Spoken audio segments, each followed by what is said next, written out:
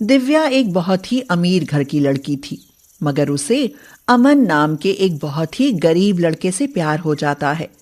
वह अमन से शादी करने का फैसला कर लेती है और कहती है, अमन, मैं शादी करूंगी तो सिर्फ तुमसे करूंगी, वरना किसी से नहीं करूंगी। पर दिव्या, मैं एक गरीब आदमी हूँ। क्या तुम मेरे घर में एडजस्ट कर भी पाओगी? तुम्हारे प्यार के लिए मैं सब एडजस्ट कर लूंगी अमन। दिव्या के प्यार के सामने अमन हार मान लेता है और उससे शादी करने के लिए तैयार हो जाता है। दिव्या की माँ शारदा उनकी शादी बड़ी ही धूमधाम से करती है और विदाई के वक्त दिव्या से कहती है, बेटी, अगर तुम और अमन मेरे साथ रहते तो अच्छा रहता। इस बात को अमन नहीं मान रहा माँ, पर तुम चिंता मत करो, हम तुम्हारा बराबर ख्याल रखते रहेंगे। दिव्या ससुराल आती है तो देखती है कि अमन का घर तो एक झोपड़ी से ज्यादा कुछ नहीं है।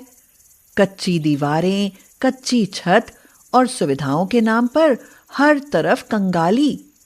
यह देख दिव्या हैरान रह जाती है और कहती है, अमन, ये घर है या झोपड़ी?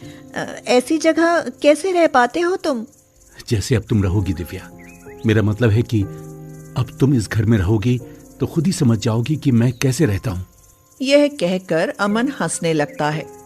फिर बेटे और बहू की बातें सुनकर अमन की माँ कमला कहती है, बेटी, इस झोपड़ी में भले तुझे ठाट बाट ना मिले, पर प्यार महलों से ज्यादा जरूर मिलेगा। सच माँ जी, फिर तो मुझे कोई शिकायत नहीं रहेगी। मैं आज से ही आप दोनों की तरह रहना शुरू कर दूंगी। उस दिन के बाद दिव्या सचमुच सब कुछ भुलाकर गरीब पति और सास के साथ मिलजुल कर रहने लगती है। वह घर के सब काम खुद करने लगती है।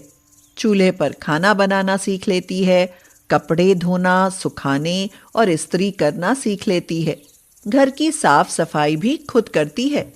एक दिन दिव्या चूल्हा जलाने में काफी दुखी हो रही होती है और कह रही होती है, उफ, धुआं ही धुआं, ये लकड़ियां तो जल ही नहीं रही।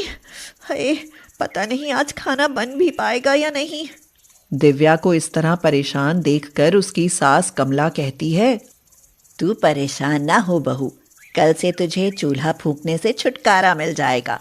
मैं तेरे लिए गैस चूल्हा खरीद दूंगी। पर गैस चूल्हे के लिए पैसा कहाँ से आएगा माँ जी?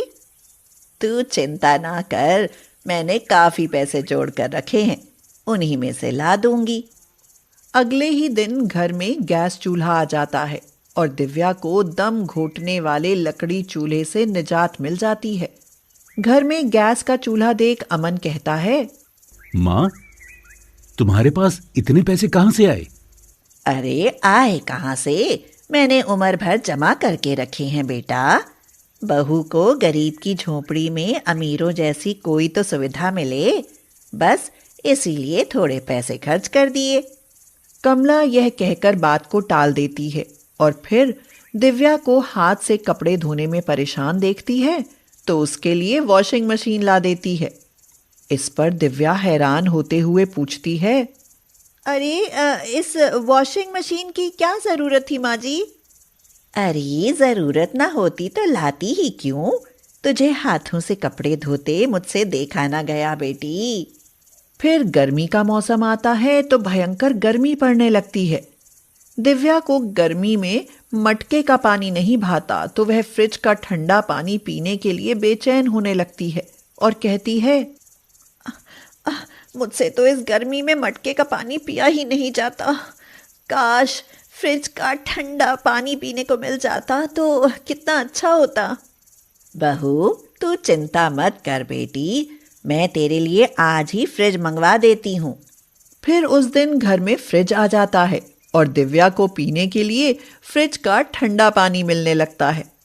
फिर कुछ दिन बाद दिव्या गर्मी से परेशान रहने लगती है तो कमला उसके लिए झोपड़ी में एसी लगवा देती है। यह देख दिव्या को अपनी सास पर संदेह होने लगता है और वो सोचती है, माँ जी रहती तो झोपड़ी में है, पर पैसा महल वालों की तरह खर्च कर रही हैं। आखिर इनके पास इतना पैसा आता कहाँ से है?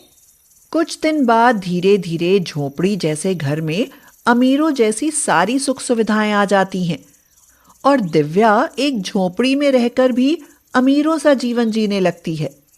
फिर एक दिन अचानक ही उसकी सहेली नताशा उससे मिलने आती है और पूछती है, दिव्या, तुम अपने गरीब ससुराल में खुश भी हो ना?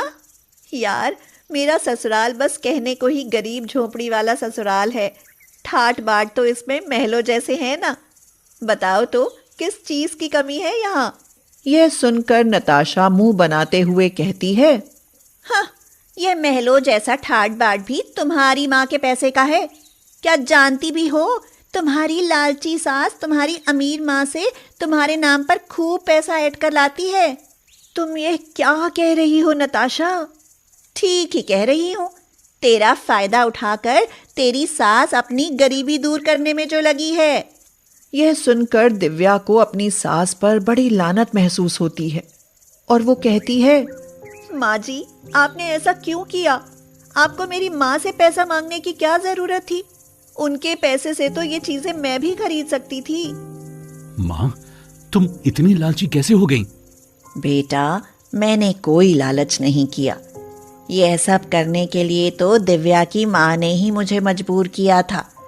एक दिन इसकी माँ ने मुझे बुलाया और कहने लगी, कमला बहन, मेरी बेटी को अमीरों की तरह रहने की आदत है। मैं नहीं चाहती कि वह आपके घर में छोटी छोटी चीज़ों के लिए तरसे। इसीलिए कुछ ज़रूरत की चीज़ें उनको मेरी तरफ से खरीद कर दे देंगी तो आपकी बड़ी मेहरबानी होगी। पर इस बारे में मेरी बेटी को कुछ मत बताना।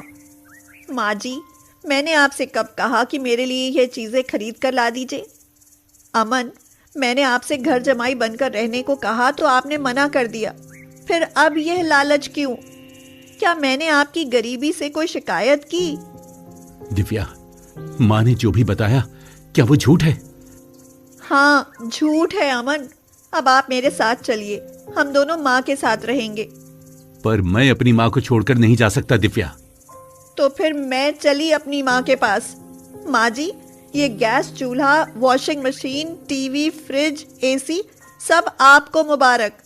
मुझे नहीं पता था कि ये संस्कार सिर्फ दिखावा होते हैं।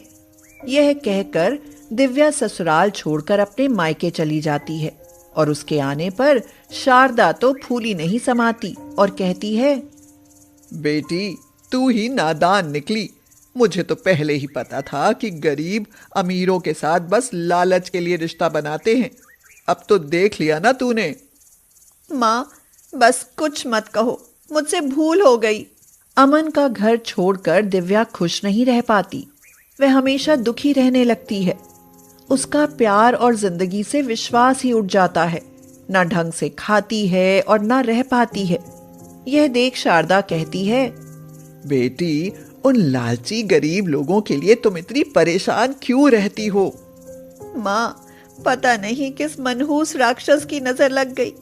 मुझे समझ नहीं आ रहा कि जो मुझे पलकों पर बैठा कर रखते थे, वे इतने खुदगर्ज कैसे हो गए। बेटी, ये गरीब होते ही ऐसे हैं। इनके बारे में ज्यादा मत सोचो। कुछ दिन बाद अचानक ही शारदा गंभीर रूप से बीमार हो जाती है और उसे अपनी करनी पर पछतावा होने लगता है। वह कहती है, बेटी, तेरा पति और तेरी सास तुझे बहुत प्यार करते हैं। तेरी सास ने मुझसे कुछ नहीं मांगा था। मैंने ही उसे वो सब चीजें देने के लिए मजबूर किया था ताकि तू मेरे पास लौट आए। यह सुनकर तो दिव्या के पैरों के नीचे से जमीन ही खिसक जाती है। उसे अपने पति और सास पर बहुत प्यार आता है और हद से ज्यादा गर्व होता है।